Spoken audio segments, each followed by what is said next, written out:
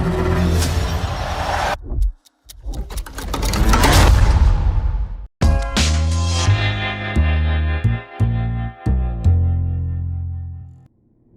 look so cool. Yeah. Love the vibe. Thank you. Big vibes. I figured I had to go in. It's working. We're matching. I love it. I am in slippers though. JoBlo from JoBlo. This isn't a difficult performance to pull off at all. It's just, what kind of prep did you go through for this? None. I didn't do any prep. I know, I'm so unprepared. I just had Arkasha there, and Arkasha just kind of like, I felt like she birthed me on this movie. Like, I just had Arkasha there to guide me through the whole thing, and I turned up on the first day, and we got along so well, and I just wanted to do the best job possible for her. So we just kind of took it scene by scene, and day by day, and frame by frame, honestly, truly. There's a lot of lore in this. You're going back to the Omen, but there's a lot of lore within the Catholic Church, all these things. Sure. Did you kind of delve into that? No. Wow. No prep, no research, I just turned up. I really did. I mean, maybe that's what it is. Maybe because the performance this is a really hell of a great performance. Thank you so much. I just wanted to keep it fresh and have nothing influencing me, and just I had the script, which was so great. It was so solid right from the get-go. Yeah. Everything was there on the page, and it was just the way that it was just up to us how we interpreted it. And under the guidance of Arkasha,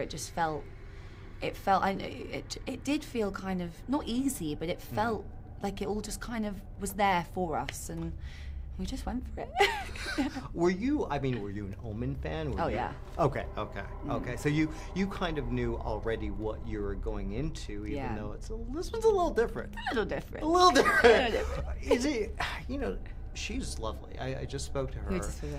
She's incredible, but was it nice to have her kind of as a partner to because there's a lot of stuff here that could have been in lesser hands. Yeah. It could have been very uncomfortable for you to do. Sure. I'm probably going to cry answering this, to be honest, because I love her so much. Oh my gosh. really, honestly, truly. Wow. Having Arkasha there, and you said it exactly right, it was like a partner. There was like a partner there just to like, we were just so, it felt like we were doing this thing together, the two. It felt like everything that I did in this movie, she was doing it there with me, like, also Arkasha can't help but sometimes you'll catch her on the side of the monitor, she's like physically almost acting out the scene with us. Like, it's like, when I was doing, we call it the demon dance, the moment where I crawl out of the car, and I was doing that, Arkasha was right there behind the monitor, just accidentally mirroring a lot of what I was doing. So, like, it really did feel like we acted the movie together, honestly. What the hell did that feel like, doing that scene? I mean, that's wild to watch. Yeah. Really wild to watch. That must be exhausting. Honestly, it was like the most liberating, amazing thing ever. I think it should be like a form of therapy practiced around, like, people should do it to just release. It felt like such a release of, like, anger and rage, and like it felt so good to be contorted and hideous and violent and brutal and have it all just come from my body. It felt amazing, and it was my favorite thing I've ever done, and not necessarily to you know what I mean, like, it's the favorite thing I've ever been lucky enough to perform, and getting an opportunity to do something like that it doesn't happen often a lot. And Arkasha was so like, she really was like, gave me free rein a lot of it, and we didn't choreograph it, we just went in and we did it, and it was a fantastic experience, and I implore everyone to go home and do it to themselves in the mirror. It's really, really fun. Oh, maybe I will. Honestly, you should. It's like, really is cathartic therapy. I'm really trying to spread the word here, you guys. And maybe I'll write a book. I think you should. A self-help book. Self-help. You obviously you've done a little genre besides this. A little bit. Sprinkling. A little bit. Yeah. What is it about a genre that connects with you? I think genuinely the simplest answer is it's really fun to do. It really is fun to do. Because it's the genre I enjoy watching the most. I feel like it's naturally the one that I tend to enjoy making the most. And I think with a movie like this, it's like, watching it in the theatre with everyone last night, it was like, that's why I do it, because you don't see reactions like you do in horror films, in any other genre, really. It's like everyone's united in their mutual peril. It's like being on a roller coaster with people. It's the same thing. It's like, this adrenaline rush all the way through, and I think hopefully this movie delivers that. It feels like we're all kind of on this exhausting journey together. Well, I was there. People were going crazy. Yes, yeah. My friend was having it. He was like, "Oh God, oh God." Good, oh. excellent. It was a pleasure. It was an absolute pleasure. Real pleasure. Thank you so much. Nice Thank you. So nice to meet you.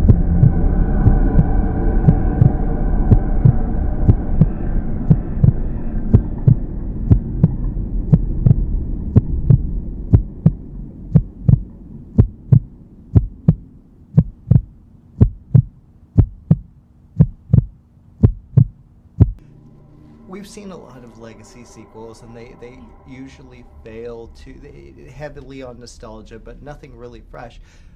This feels a little different. Yeah, thank you. What was your intention in going and taking this route? Yeah, well, I think we didn't want to do a retread. We wanted to be really, I mean, the Omen's sacred, you know, it's especially for horror fans. It's so, it holds a very special place in the horror dynasty, and I can't touch that. So I don't think I should try, you know. And I think what was exciting about this project was that it gave a lot of room to make your own creature, and you know, I'm an Omen fan, so there's going to be a lot of Easter eggs and a lot of tie-ins, but I was excited to have our own message, to speak back to the 1976 version, you know, and have a conversation with it rather than try and mimic. Yeah, and well, I think there's some serious coverage. When the film gets released and people can talk about it, I love the direction of the story you went. Have you found people are relating to that? Because I think there's some real brilliance here without giving it away. Oh, thank you. Yeah, I mean, there's a lot of female horror fans out there that I think maybe don't see a lot of their fears and concerns represented on screen. I think, like, as my own horror, like being a horror fan growing up, like, I wanted to see more women on screen, and so this is, I mean, I was really excited to open the script and see that the lead character was a young woman, you know, and one of my favorite scenes of all time is from Possession. You know, that to me was a scene that spoke to, like, the female heart and the turmoil that I think every woman feels. And to see it on screen was so powerful that, yeah, I wanted to keep flowing down that river, you know, or try to at least. Oh, well, you talk about the original classic, and then you've made a film that feels very much like a 70s film. Thank you. The aesthetics, the atmosphere, everything. How difficult was that to really create that kind of 70s vibe? Yeah. Early 70s vibe. Well, we were really lucky. We had just masters as collaborators. Like, we had Eve Stewart was the production design, Paco Delgado was the costume design, and Aaron Morton did the cinematography. And they created an atmosphere that I felt really, like, just myself walking onto set, felt really transported into. But then I also think a lot of that has to do with pacing. I think that something that I loved in the 1970s horror films was that it gave you time to explore character. And then, so when horror happens and infiltrates this person's life, it feels even more relatable and more terrifying.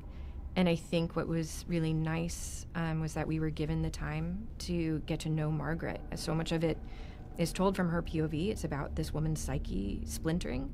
And so you have to get to know the psyche to understand when it starts to crack, you know? So yeah. Speaking of a woman-led horror film, which there are a lot, but generally not this interesting. This is a hell of a performance from her. How did you find her? I know. Right? Wow. Yeah, thank you, Servant, because, like, that's where I first saw Nell, and I already was such a huge fan of hers. Yeah. And then we got to meet her, and it just felt like an immediate, you know, I work with a very close collaborator, Tim Smith, who's the co-writer and an EP on this project, and after meeting her, he just turned to me and he was like, man, it's her. It's just, she's a powerhouse and she has an energy, and what I really like about her, she's a very instinctual actor. She doesn't, she just wants to do it and flow in it, and it's a really powerful thing to watch. Well, I mean, this is a role that it's not an easy role by any stretch. It's a very difficult role. Yeah.